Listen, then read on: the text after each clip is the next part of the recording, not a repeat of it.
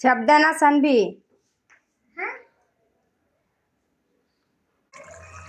শীত হয়েছে তাতে কি হয়েছে, রান্না তো করতেই হবে, তাই না? আমি চিংড়ি মাছ ভাজবো, তো প্রথমেই তেল দিয়ে দিব। আমি চিংড়ি মাছ ভাজার জন্য প্রথমে গরম তেলে শুকনো মরিচ দিয়ে দিলাম, পেঁয়াজগুলো দিয়ে একটু ভেজে নিচ্ছি। চিংড়ি মাছে কখনোই বেশি মশলা অ্যাড করবে না, শুধু হলুদ আর মরিচ, পেঁয়াজ, কাঁচামরিচ থাকলে কাঁচামরিচ তাহলেই হবে, আর কোনো কিছুই দেবেন না, বা শুকনো মরিচ। কখনোই বেশি মশলা অ্যাড করা উচিত না চিংড়ি মাছের ভিতরে। চিংড়ি মাছটার বরফটা এখনো ছাড়েনি, বরফটা ছাড়িয়ে নিই।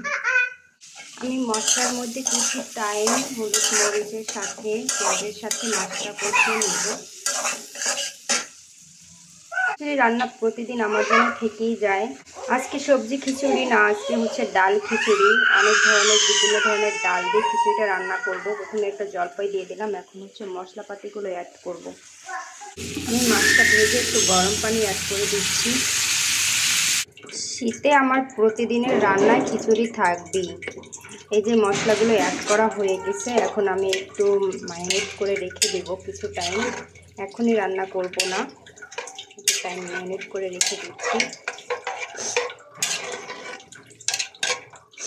আজ কোনো সবজি খিচুড়ি না, একদম ভুনা খিচুড়ি। বিভিন্ন ধরনের ডাল, কত ধরনের ডাল যে অ্যাড করেছি। তো হচ্ছে ওদিকে কিচেনে রান্না চলতেছে, আর আমি এদিকে একটু ঢক করে বেড়াচ্ছি। চুলগুলো, রিবন্ডিং চুলগুলো কেমন হয়ে গেছে, পেঁচায় পেঁচায় থাকে। গতকালকে শীত একটু কম ছিল, আজকে আবার সেই শীত, রোদ উঠেনি। একটু রোদ দেখা যায়, কিন্তু অনেক ঠান্ডা আবহাওয়া। আমার পরি সে খেলাধুলায় ব্যস্ত, আর আমার ছেলের অনেক মেজাজ খারাপ, সে শুধু পাকাপাকি করতেছে। শীতে আমার অবস্থা খুব খারাপ, কি আর করার। শীত আর শীত, এত বেশি শীত, আল্লাহ!